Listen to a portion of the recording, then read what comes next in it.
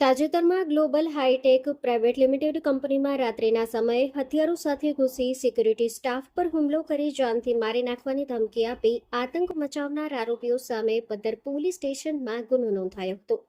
પશ્ચિમ કચ્છ ભુજ પોલીસ અધિક્ષકની સૂચનાથી પદ્ધર પીઆઈ ડીએમ ઝાલા અને તેમની ટીમે તપાસ હાથ ધરી હતી. ટેકનિકલ સોર્સ અને ખાનગી બાતમીદારોની મદદથી કનૈયા બે ગામની સીમમાંથી કુલ 5 આરોપીઓને ઝડપી પાડવામાં આવ્યા છે.